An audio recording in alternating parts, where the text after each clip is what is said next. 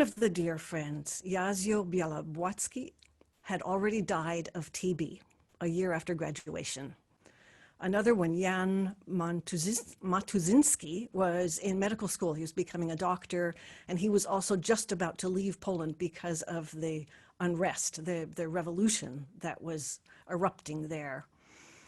And then the fourth one is Julian Fontana, who also ended up in Paris and became Chopin's right hand, his personal assistant, his copyist, his dealer with publishers, and locator of apartments and wallpaper and furniture and every possible errand. He did this for years.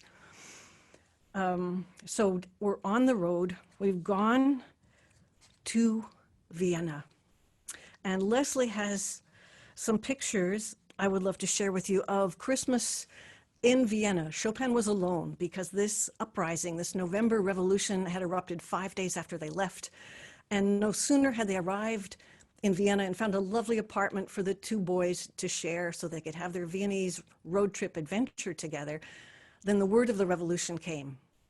And so he turned around and left and went back to Warsaw, and Chopin was alone, really for the first time in his life. He was traveling alone, no family, no friends, and it was Christmas time. It was Christmas Eve, and Chopin alone went to St. Stephen's and walked around alone. Let's go to the next one. There was nobody there. There were just the acolytes lighting candles, and people were getting ready for a service, and it was the gloomiest place. And he looked down, and he was standing on tombstones, and he had this really dark thought about death below me, death above me. I'm surrounded by death. And he knew that the revolution had started in Warsaw, and his friends and his family were there. So he was too early for the service here, or maybe it was just too large a place. So he walked to the Imperial Chapel and went to the midnight mass there, and then I think came home and had a good cry. After that, he started composing a piece for his sister Ludwika. Next image will show you a manuscript of this piece. It's the Lento con gran espressione. And it was composed right about Christmas time and sent to Ludwika and said, you will understand, only you can hear. And this piece is a piece of musical autobiography because there are 4 self-quotations in it from works that had not yet been published, but which were of great meaning to Chopin and to his family. There are 3 quotations from the F minor concerto, and 2 bits from the last movement and a bit from the first movement, and a quotation from a song he had written for his girlfriend.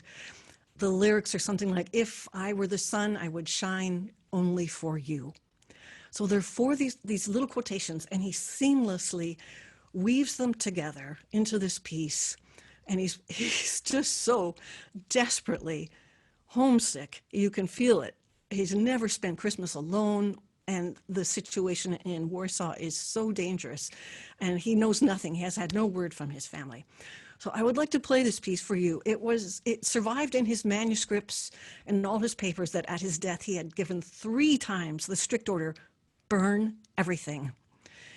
But they didn't. Julian Fontana was there sorting through the papers, helping his sister, and they saved it. So otherwise we would not have this piece, except that Fontana expressly disobeyed Chopin's orders. But it's lovely. It's an early thing. He's still a teenager.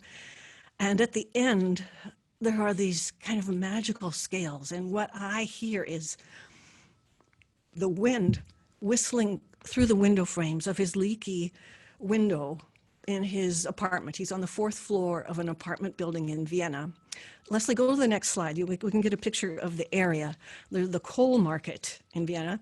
First, he rented a nice big apartment with Titus Wojciechowski, but then after 5 days, he left. And so Chopin couldn't afford this big apartment. So instead, he got a single room on the 4th floor that faced the coal market squares. And he had the pleasure of looking down at the people, he said, looked like pygmies below him in the street. And he had 3 windows, and Graf, the piano manufacturer, Conrad Graf, had given him for free a piano for the time he was in Vienna, a grand piano they hoisted up probably from out in the street. I don't think they carried it up the stairs. It probably was somehow hoisted up, like they do in the Netherlands, in Amsterdam, to get into that top floor. So he was quite comfortable. He had a servant who brought him coffee in the morning. So he would sit in his dressing gown and play the piano until the coffee got cold. There was no meal service. All the meals were out at cafes. He just had a room, a bed sitting room. And Christmas time, this wonderful piece for Ludwika.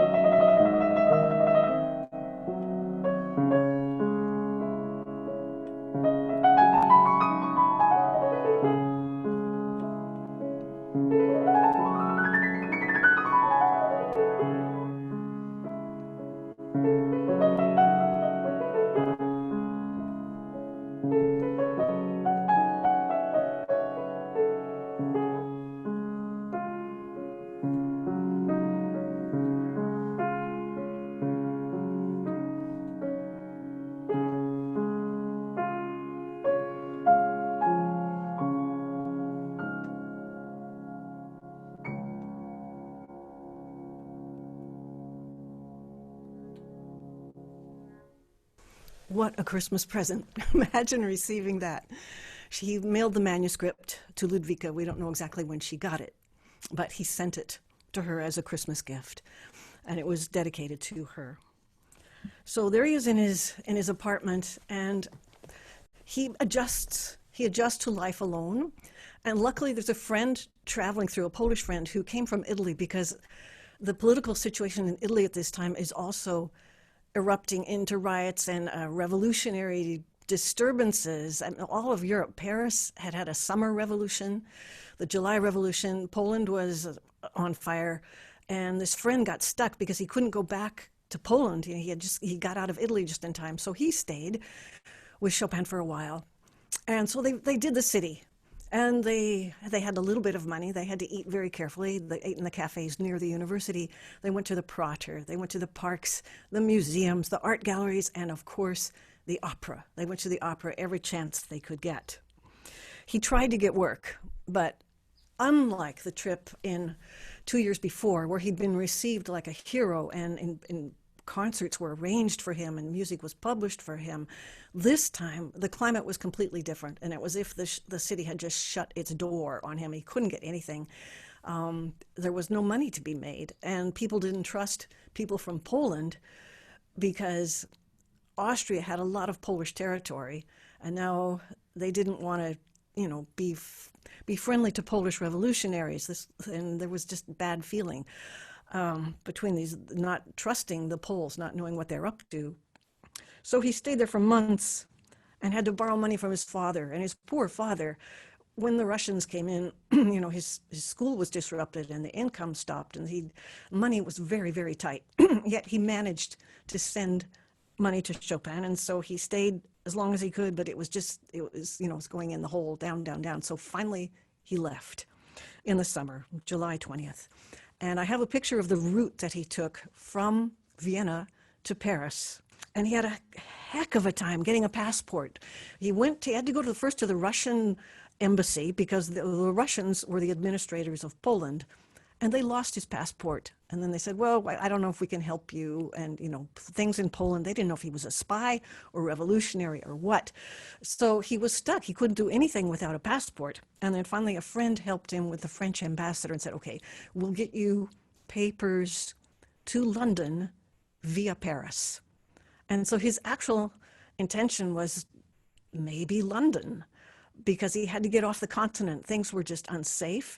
So he started this journey of 1,000 miles from Vienna via Munich and Stuttgart. And while he was in Stuttgart, he got word about the fall of Warsaw and the horrible battle and massacre and terrible conditions. And he had a really terrible few days, and still no news from his family. And then finally, he gets some money from his dad, who is in a terrible financial situation because the Russians have abolished not only the government, but the universities and all the government ministries and the schools and the currency. So his zlotys are now worthless, savings are worthless, and what he has to do is convert zlotys to florins at usurious exchange rates, and then somehow post mail this money to Frederick. So he gets in, and he had a little concert in Munich. Again, he's not making any money. He's just, people realize there's a talent here, and so they want him to do benefits.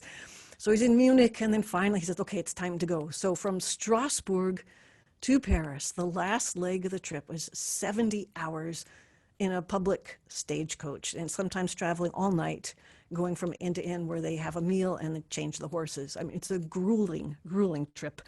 And he finally arrives in Paris October 5th. And it's a shock to this, he's a small town boy compared to what he finds in Paris. And there's a wonderful letter of his first impressions when he gets there. He sends a letter back home to let them know he's okay. And he's found an apartment, and he's just kind of wide-eyed with the whole thing. November 18th, 1831. You find here the greatest splendor, the greatest squalor, the greatest virtue, and the greatest vice. At every step you see posters advertising cures for venereal disease. Nothing but cries, noise, din, and mud past anything you can imagine. One is able to disappear in this paradise, and in one respect, it's very convenient. No one inquires how anyone else manages to live. You can walk about in winter dressed like a tramp and yet frequent the best society. So I think he was exhilarated with the change. Let's go to the next slide. He had a lot of Polish compatriots in Paris because of this revolution. At least 5,000 Polish families had had their property seized and their estates given to Russian military officers. Another 10,000 left, and this is all the upper, this is the brains of the country, the brain drain of all the wealthy landed aristocracy, government people, as well as educators, artists, and poets. When he was still in Poland, Chopin frequently played at salons like this. This is a recreation of the salon of Prince Radziwiłł from 1829. And this gives you an idea of the kind of atmosphere and the level of wealth. You know, so if there's a dozen people there, they're beautifully dressed, it's the evening, playing by candlelight, and Chopin is playing for them. So when he got to Paris, he was invited to by this same class of people to come to our house, please, and please play a benefit for the poor refugees of Poland, and please play a benefit for the victims of cholera. There was a massive cholera outbreak. 1,000 people a day were dying, and they couldn't keep up with the corpses. And then please play a benefit for, for this and that and the other. So again, he was making no money. Everybody recognized he was a genius and that he was talented, but no money. Meanwhile, he's trying to compose and trying to, create a career as a composer pianist, but it's under the most difficult possible conditions. He composed some mazurkas, and this helped him also make an entree into the Parisian side of this same aristocratic society, because they were very popular pieces. So I would like to play for you these early ones composed that winter of 1830. It's opus 6 and 7. And they have the typical, the emphasis on the second beat. There's an accent or an ornament of some kind or a trill, something to show the second beat. And they're delightful. And the surprises, I looked at these. Chopin had a metronome. It was invented only in 1816, and Beethoven adopted it and delighted in it. There's a movement in the Seventh Symphony that sounds like tick, tick, tick, bum, bum, bum, bum, bum, bum, bum, bum, bum. It's the metronome going. So they all adopted it. Chopin had a metronome on his piano all his life. But he only put metronome markings in his works, these very early works, from opus 6 up to about opus 27, which you'll hear today. And the shock is how much our musical culture has shifted. So I'm going to show you the original tempos of these things. The first one I want to play for you is a little F major one that every child learns as a first Chopin mazurka. But we also heard Yuzhi Wang play it at San Francisco in her recital last year in February. And people usually play about, let's see. They play very noble, simple, staid tempo. But Chopin has written metronome 132.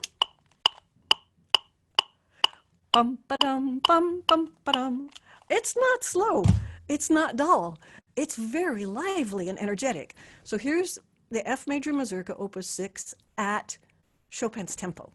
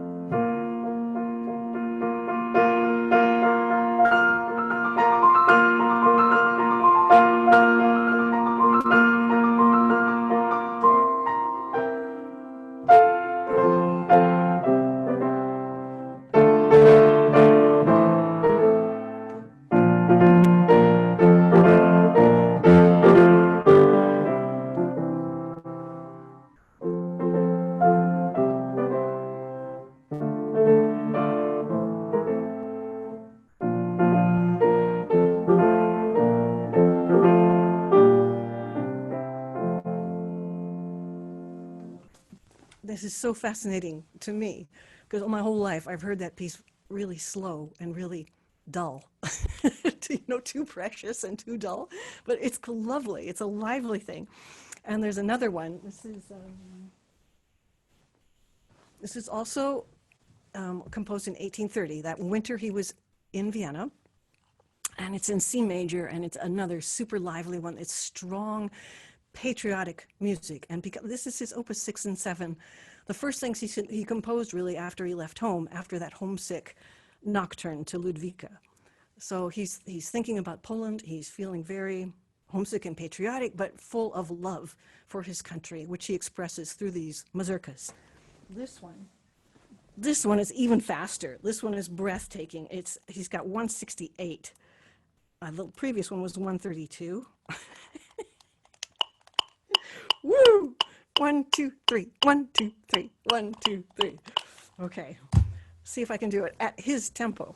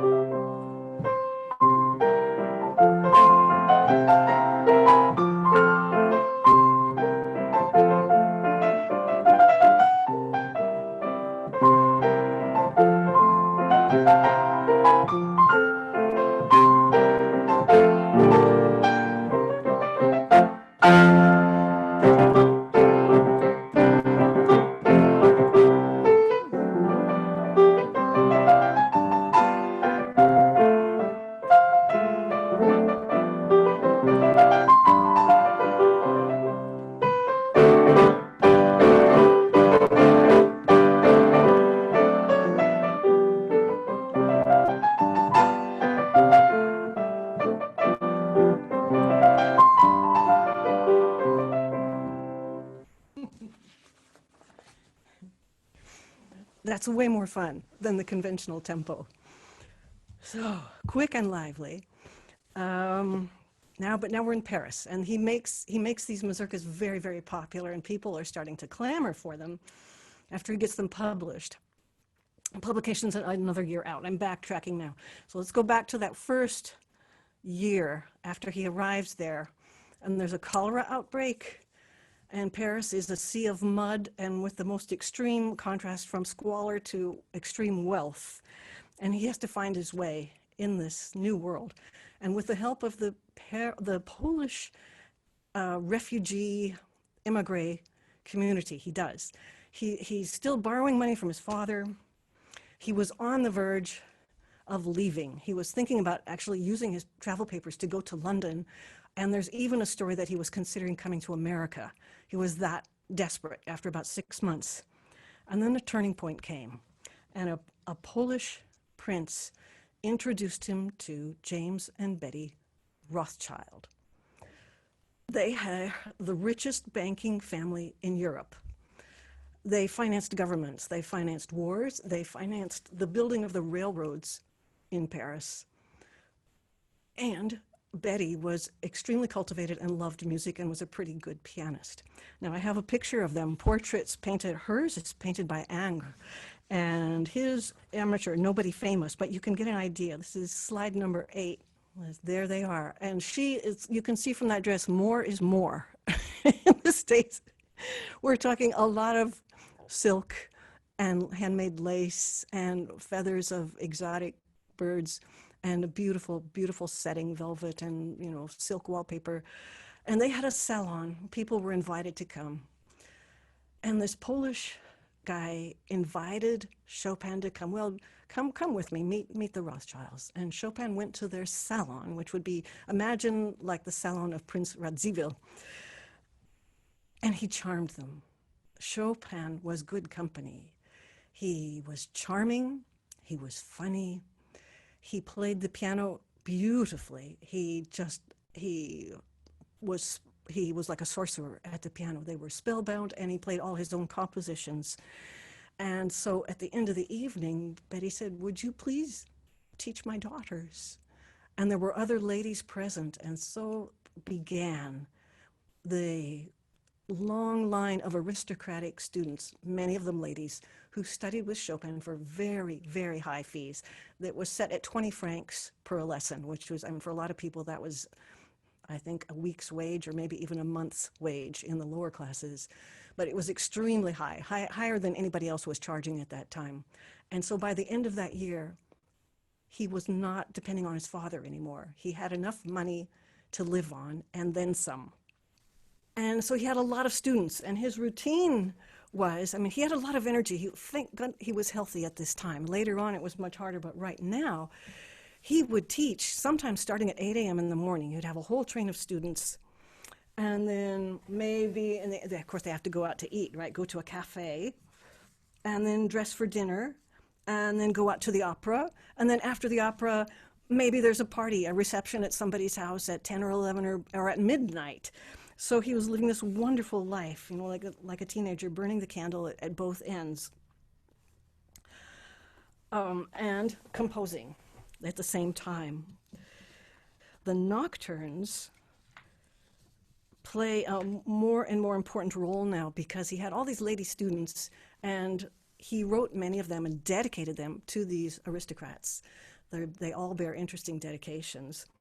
And John Field, who you remember from last time, is the Irish pianist who had spent almost 30 years in St. Petersburg as the imperial pianist to that court, came to town at Christmas time of 1832 to play 3 concerts.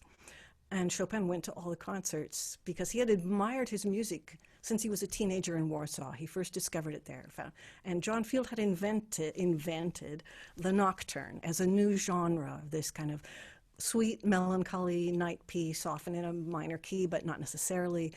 And they were perfect for this burgeoning class of lady piano students that was, you know, with the rise of the middle class and the Industrial Revolution.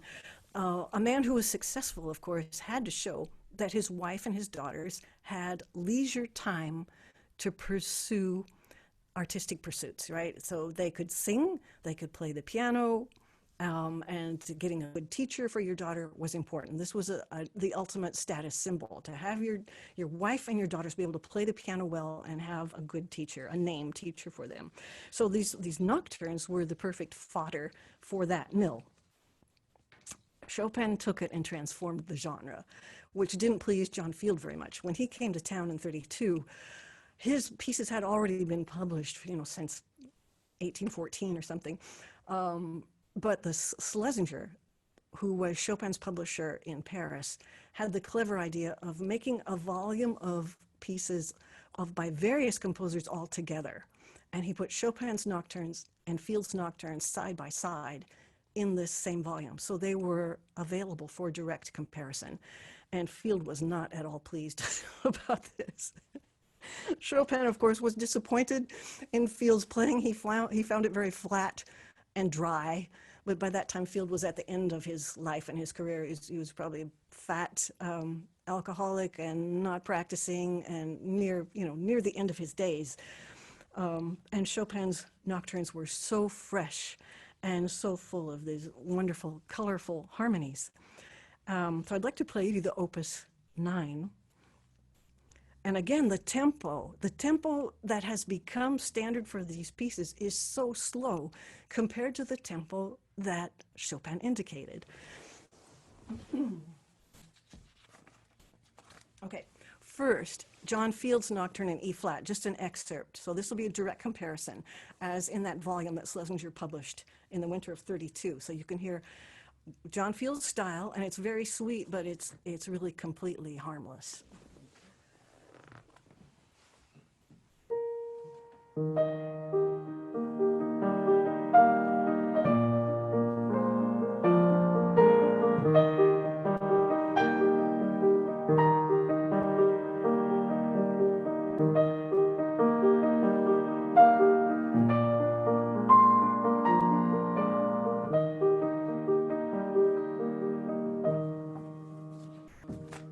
I'm skipping right to the end.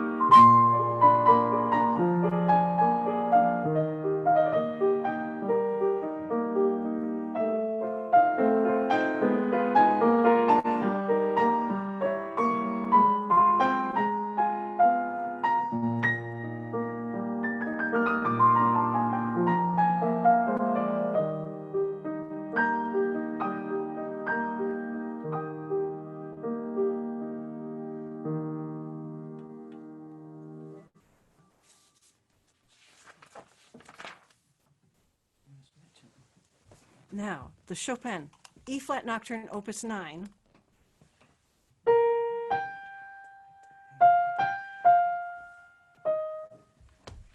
Chopin put a tempo on there.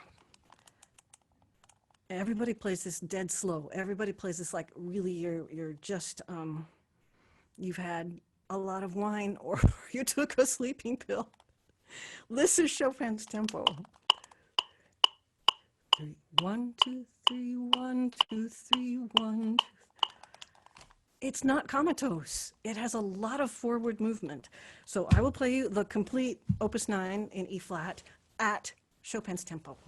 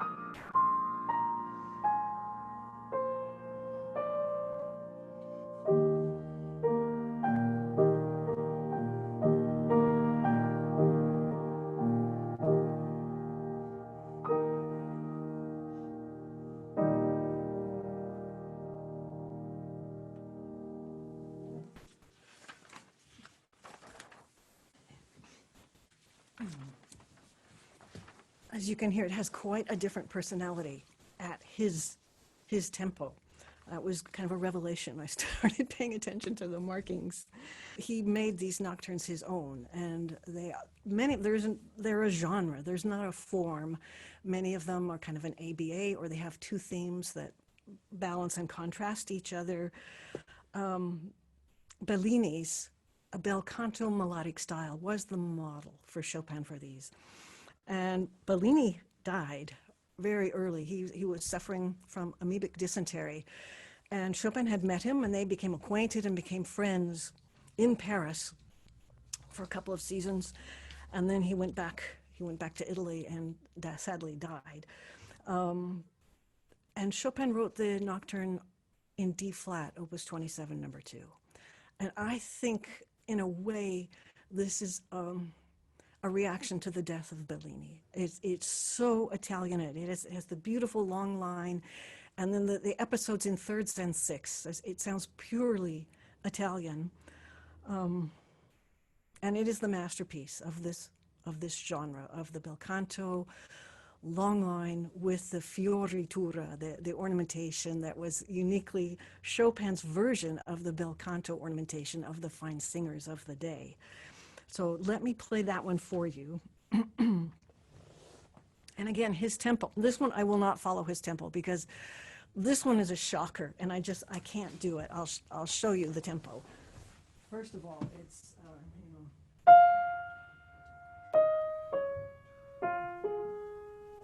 that's the melody. And Chopin has written 50 to the dotted half note, which is astounding. Bum, bum, ba, bum. 2, 3, 1. I can't do it. I tried. I really tried. I played it through and I thought, no, I can't do this because there are so many beauties that just get glossed over. They go by so fast.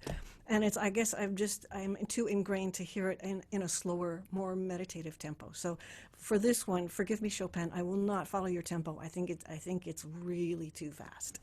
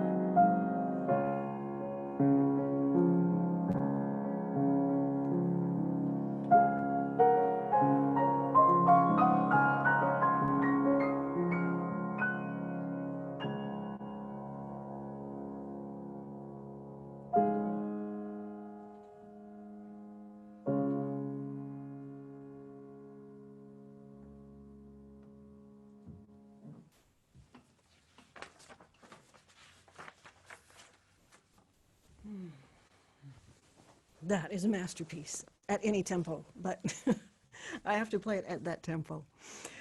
Chopin was making his living playing in these salons and thereby getting students and having time to write music and publish. It was a busy life. It was a really good, busy life there. And he met all, the whole gang of composers who were in Paris at that time. Um, and he even had time to get engaged. So let's go to the engagement. This is because this takes us into the waltzes. When he was 25, he was invited by this Polish family, the Wodzińskis, to come visit them in the summer. And he had known this little girl, Maria Wodzińska, since she was, 9 years old. He had given her a few piano lessons when she was 9. She had 3 older brothers, and some of them boarded with his family in Warsaw when his dad had the boarding school. And he became friends with them. But this little sister bloomed. And the next time he visited them, she was 16 and she was lovely and she was quite an accomplished pianist. So he gave her piano lessons again, and a romance bloomed. And the mother encouraged it, and the daughter encouraged it. She made this sketch of Chopin when he was 25 and she was 16 years old. I mean, this is one of the best portraits we have of Chopin, done by this 16-year-old girl. There's a 9-year age difference between them. Her own self-portrait is not nearly as lovely as his. Here's this thoughtful young man. And he had high hopes. He thought, this is a Polish family, they're aristocracy, they have land. And they were in Dresden. They had left Poland because of the revolution there. And the father was in negotiations with the Russians, trying to get his land back, trying to get his house back. And they became engaged. And then, when you became engaged in those days, it could be a year or 2 years before you were allowed to marry. And she was young. So he went back to Paris, and the mother said, now look, you be careful, you take care of yourself. We're sending you socks and slippers and go to bed early and dress warmly and all those things. But she had spies in Paris, and the spies told her that he was going out, staying out late and going to all these parties and playing and not taking care of himself. And then he got really sick. And some of the newspapers in Germany reported that he had died.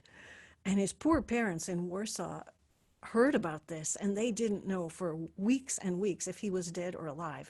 And then finally there were other newspaper reports that, Chopin played at the salon of, the Rothschilds, or Chopin had done this benefit concert or something. And so finally they heard, and then he caught up. I don't know why it took him so long to write to his parents, but he wasn't aware there was this crisis, that they thought he had died because of the fake news in the German newspapers. But her family heard about it, and the men in the family went to visit his parents and said, what have you heard from your son? How's he doing, by the way? And they decided that even though he survived this, that he was not a good candidate for marriage for their daughter, because he was just not healthy enough. He was not going to last. So it took another year for this whole thing to unwind, and Chopin was very saddened by it, because this was friends from childhood and their little sister, and the whole Polish lifestyle of the house in the city and the country estates, and he would be part of that, and they were in love. And he wrote her a little waltz, and she played the piano well. He wrote this little waltz to her, and it has been given a nickname, L'Adieu, and it was dedicated to her. And then the whole thing just fell apart, gradually died. And just at the time it was dying was also the first time that he met George Sand. So here is the waltz dedicated to Maria Wodzińska, called L'Adieu. Chopin, waltzes again.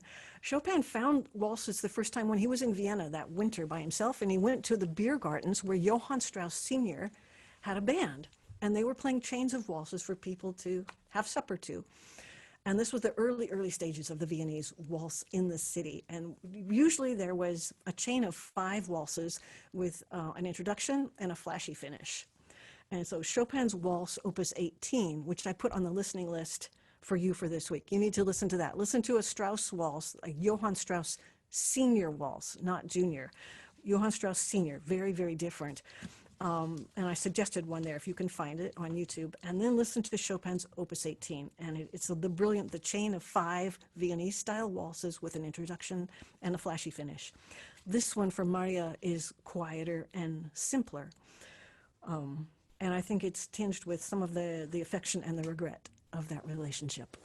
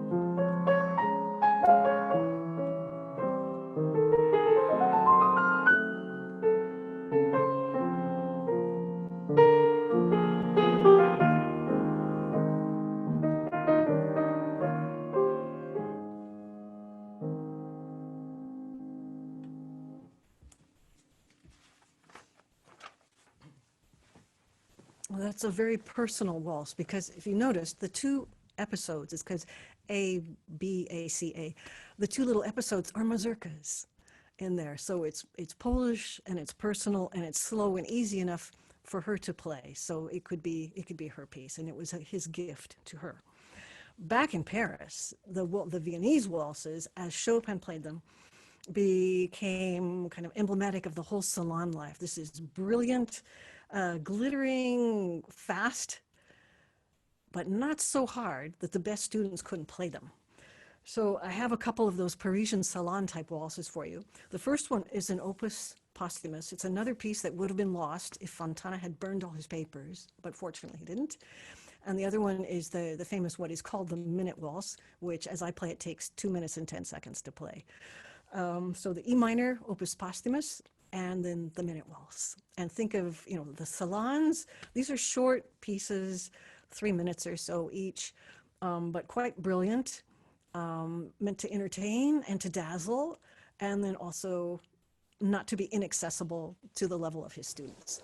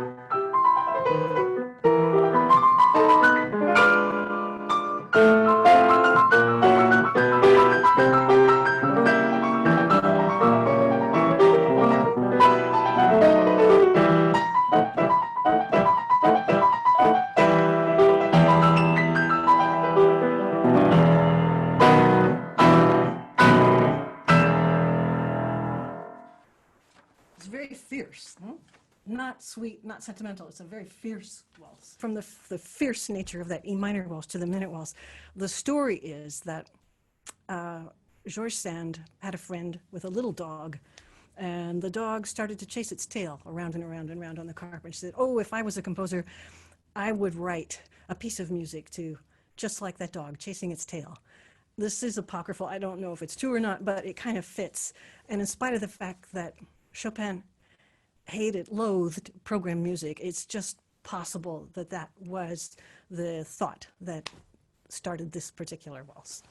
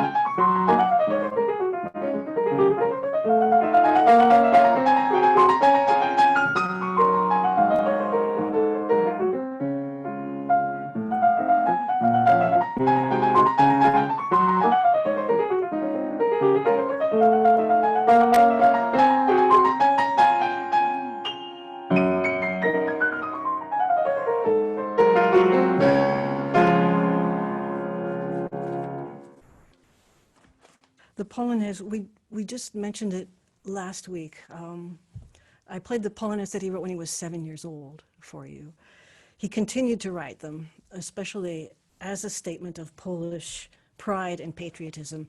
And there was a Polish literary society in Paris to which he was invited to become a member. And this literary society was actually the government in exile. All the wealthy people, the princes, the government ministers were members of the society, and they were trying to raise money to help the refugees and also to get support from friendly countries, like they were hoping by England and France might help them in their cause. But they were unsuccessful. They remained, a government in exile and a people in exile. The Russians just brutally crushed all resistance, and the Russians also had spies. They had secret agents all over Europe, in London and Paris, looking for Polish revolutionaries. And most of those people in Paris had been condemned to death by the Russian government. They were to be condemned to death by decapitation, but fortunately, they were out of the country, and so they were never caught, and they never could go back home. But they had this death sentence over their heads for their part in the revolution. Chopin, the Polonaise had been around for a long time. It was one of those kind of a dainty entry march dance of courtly society. And I found a Polonaise in the notebook for Anna Magdalena Bach. And I found a Polonaise in the Leopold Mozart pieces written for instruction for Wolfgang and Nannerl. There's a little notebook of Leopold pieces because they were homeschooled by him. So I would like to play for you the Bach and the Leopold Mozart little excerpts. And just remember, these are courtly dances. They're polite, they're small scale. And then Chopin, by contrast, are incredibly fierce. They're patriotic statements, and Schumann described them as cannons smothered in flowers. Cannons. And I want you to listen this week to the heroic Polonaise, the big one that has all the octaves in the middle. And that middle episode, everybody says that's supposed to be like a Polish cavalry charge. When the horse is coming and you hear them coming from a distance, they get closer and closer and closer and closer. And that is such a tour de force and requires such strength and stamina. But it's not for me anymore. I can't play that. But there are some wonderful recordings and videos of it, and I suggest it too for you to look at this week. They're absolutely heroic pieces. So here's the first the Bach and a Magdalena, and then the Leopold Mozart.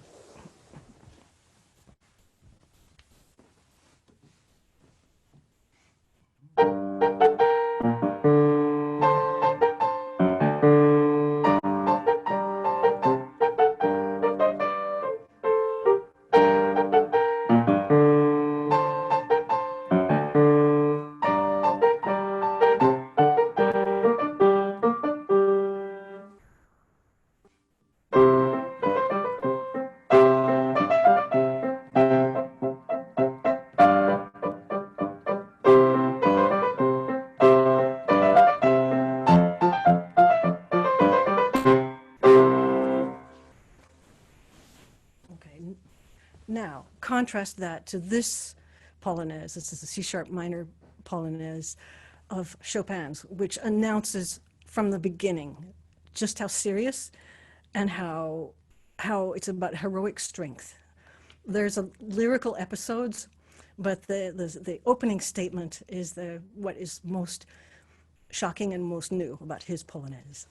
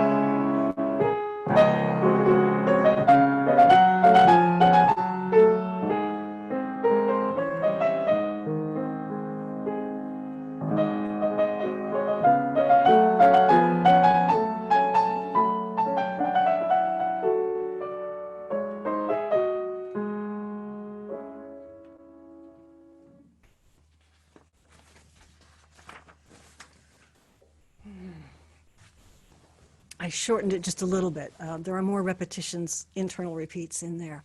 If you're curious to listen to the polonaises, they're lovely and they're all different. Leslie, I have a photo in there of Chopin's gang, his peeps in the early 1830s. This is slide number 12. This is Liszt, Schumann, Mendelssohn, Berlioz, Kalkbrenner, and Bellini. These people were all in Paris at the same time. They were all moving in the same social circles except for Schumann. Schumann was up out of town, but those others were all there. And Chopin met Schumann twice. They had a very friendly exchange. Schumann was thrilled to meet the composer of the La Ci la Mano variations and dedicated Chrysleriana to Chopin. Chopin, in return, to return the favor, dedicated the Ballade in F major to Schumann, but he didn't admire his music at all. Likewise, Mendelssohn, likewise, Berlioz, especially Liszt. Liszt, they had kind of a love-hate relationship with. They were the same age. They were both Eastern European virtuoso piano composers in Paris trying to make a living. But Liszt belonged to the Flying Trapeze school of tricks and showmanship. And Chopin would have none of it. He did not want to play concerts, for thousands of people. And he wouldn't resort to the kind of circus tricks that Liszt did. And he did not admire his music at all. He thought it was, it's kind of mediocre. So while they were friendly, there was, he didn't see them as peers at all. One interesting story is Kalkbrenner. He was older. He was 44. These others are all in their early 20s. Kalkbrenner was a pianist of very big reputation who had invited Chopin to be his student for 3 years, which was kind of amazing and appalling at the same time. He heard Chopin play and said, I can finish you. You're a beautiful pianist, but you're not finished yet. You're not perfect. You have 3 years with me and you'll be done. You'll be ready. And Chopin actually thought it over and wrote to his father and said, what do you think? And everyone said, no, don't do that. He just wants to get you off the stage for 3 years and then he can take credit for you at the end of that. And he was not the artist that Chopin was. He came out of that Viennese school like Hummel, which is all about the brilliant right-hand technique and tricks, a lot of keyboard tricks and fancy passage work. So Chopin politely declined his kind offer to become his student for 3 years, but he admired him enough to dedicate the E minor concerto to him, which just blows my mind. Later on, he began to change his mind a little bit, and he saw that this man was kind of a limited, bit of a stuffed shirt, very vain and perhaps self-serving, and not a great composer. But in the early years, he helped, and it was nice to have his endorsement and have Chopin recognized as a great pianist by him. Liszt, of course, that's more to be continued next week when we talk about Liszt and Marie Dagout and Georges Sand and how they all met. Chopin composed the etudes. There are 24 etudes, 12 in Opus 10 and 12 in Opus 25, and they're astounding. The Opus 10 was completed when he was about 20 years old. And these are amazing. And they're romantic music, they are art music, they're masterpieces, but they're also somewhat Baroque. If you think that he grew up on the Preludes and Fugues of J.S. Bach, these etudes have a similarity to the Bach preludes in that they each use one device, one pattern, or there's one technical aim that they are exploited from beginning to end, rather than set up a chain of contrasting themes that will balance and play off of each other, as in classical music. In these etudes, if you can think them as glorious etude preludes in the tradition of the Bach preludes from the Well-Tempered Clavier. Liszt loved them and learned them in about 2 weeks. He got the manuscript. This tells you how fine a pianist Liszt was. He learned them in about 2 weeks and played them for Chopin. And Chopin wrote to his friend Hiller and said, I can't believe what I'm hearing. He says, I've been thinking not good thoughts about Liszt. I would like to steal from him the way he plays my own etudes. because he was a brilliant, brilliant pianist, but he wasn't the genius that Chopin was. The second set of etudes, the Opus 25s, were also supposed to be dedicated to Liszt. But in the intervening time, something happened and the friendship completely soured. Chopin's piano of choice was the Pleyel piano in Paris. And Camille Pleyel acted as his agent and helped him perform in the Salle Pleyel, their theater, and provided him with pianos to play. So he was an older man, very savvy in the music business, and kind of became a mentor, even helped him with publishers. This Marie Moke-Pleyel was 23 years younger than Camille. She had been engaged to Berlioz, and they had a stormy engagement, and then Berlioz went off to Italy, and she dumped him and suddenly married Camille Pleyel. So I think she married for money rather than love, and she was spectacularly unfaithful to him, serially unfaithful to him, including with Franz Liszt. And the story is that Liszt used Chopin's rooms when Chopin was out of town for a little get-together with Marie Moke-Pleyel. And he didn't ask permission, and Chopin, when he came back, found evidence, which is unmentionable, of what had happened in that apartment. And thereafter, he was done with Liszt. I mean, they were professional colleagues, but they could not be friends after that. So he changed the dedication of the Opus 25 etudes from Liszt to his mistress, Marie Dagout, who was George Sand's best friend at the time. This gets curiouser and curiouser. So to finish off today, I would like to play for you the etude in A-flat from Opus 25. This is the first one, dedicated to, not to Liszt, but to Marie Dagout, Liszt's mistress. This one is called the Aeolian Harp, and Chopin played it for Schumann, and he said it was amazing. It was like a billowing of the A-flat major tonality, and a melody emerges out of this fog and veils and beautiful luminous harmonies, and then recedes again. Chopin, Etude in A-flat, Opus 25.